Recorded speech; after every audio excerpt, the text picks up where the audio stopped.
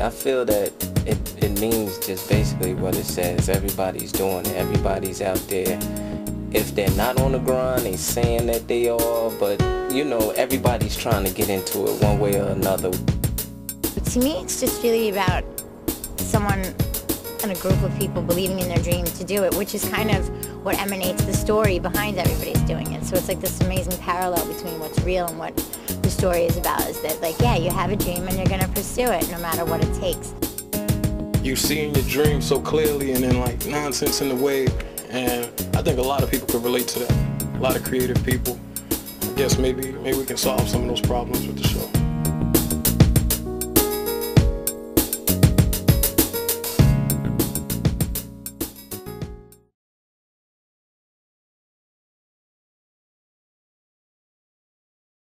Everybody's doing it means that everybody's trying to be in the show business, and like I would say about 80% of these people who are trying to be in show business aren't really as passionate as they say they are.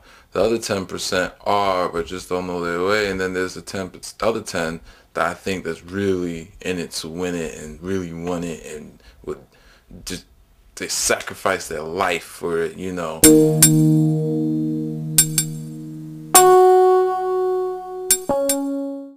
I am the creator, producer, writer, director of the show Everybody's Doing It. I also edit the show too. My hands is a bit in everything, including the acting. So I'm originally from Brooklyn, born and raised in Brooklyn, New York, Fort Greene, downtown area, back when it wasn't as pretty as it looks now, before the gentrification.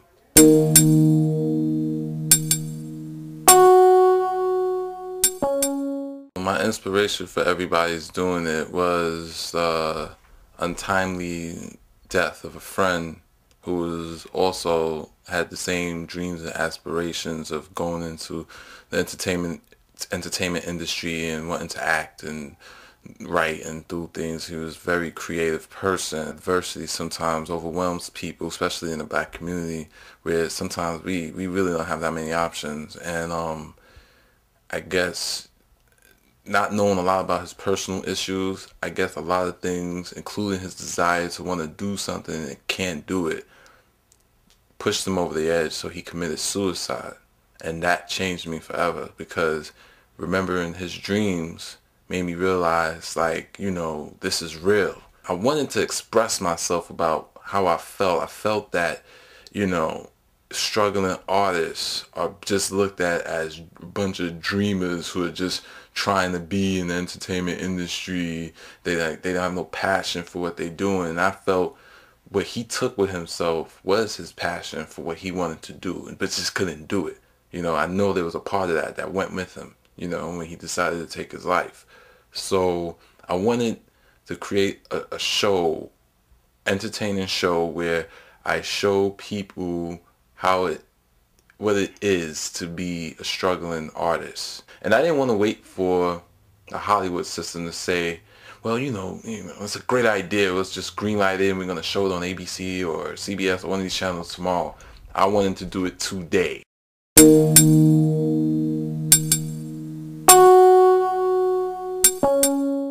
I come originally from Nigeria. I'm German Nigerian.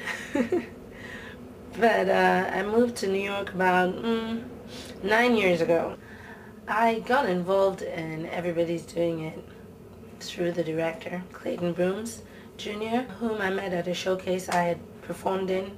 We got talking about, you know, our goals and dreams and aspirations, and he told me about this, the theme of the television show he was creating. I let her read the first two or three screenplays, I believe. She liked the idea, and she felt like me. She felt like, you know, this might be great, you know, opportunity for us to do something. And I believed in it so much that I wanted to be a part of it, so I came on board as a producer. Not too many people out there doing a whole TV series. Yeah, you see Desperate Housewives on ABC, but they got money backing them, and Sopranos on HBO, but we're just doing it like how people out here are doing short films. Being that we're a very small company consisting of Clayton Broomes Jr. and myself, We do everything. So he does the directing and everything, and I do the producing and everything. So we pretty much do everything across the board. We do the casting ourselves. We do location scouting ourselves. We hold auditions, rehearsals, and, you know, I organize those kind of things and make sure the actors and everybody is well taken care of and everybody's happy.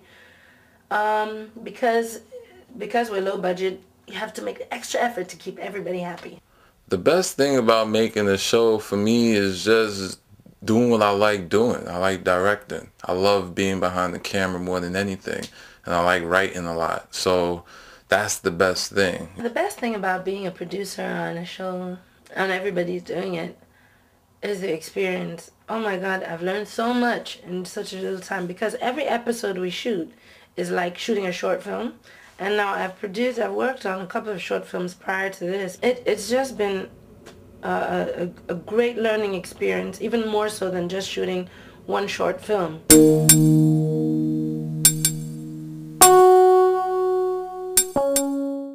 I'm from South Carolina, and I'm here. From Hempstead, Long Island, currently living in Rockaway Beach, Queens. I'm from Brooklyn, New York, Farragut Projects, Fort Greene, downtown. I was born in Jamaica, and I relocated to Miami when I was around 10 years old. I was born in Brooklyn, and I was raised there in Little Italy with my grandparents and my parents, back and forth. A little ping pong game they played with me. Well, I was born in Brooklyn, New York, of Jamaican parents, so I've always considered myself Jamaican.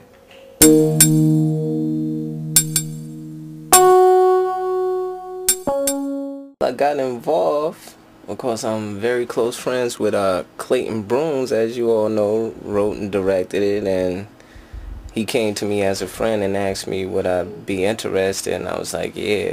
I play Firio, the character of Firio, who is similar to myself. He's a music producer trying to make it, and I also worked on the music, the theme song. Everybody's doing it, and you know, basically the score of it, of the first episode, you know, second episode.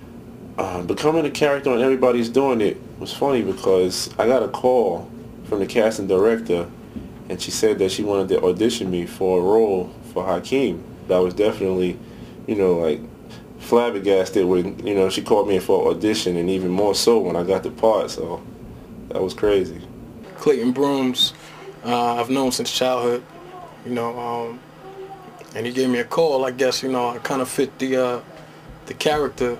You know, I came to mind when he wrote the character, you know, a round man or whatever. So I fit the role. I'm a big dude. Yeah. I first saw the casting notice on a website called Breakdown, and I emailed the producer, Susan, my headshot, and she got in touch with me with a list of characters that I could possibly audition for. I went to the audition, and I read the script, and I auditioned for the director, Clayton, and then later on, Susan, the producer, notified me that I had gotten the part. I believe that I submitted through Backstage, and then Clayton and I had a telephone interview, and the rest is history. Well, actually, circuitously through the American Theater of Harlem, because one of my ATH buddies, Susan Alupitan, is one of the illustrious production members and crew, and she thought enough to give me a chance.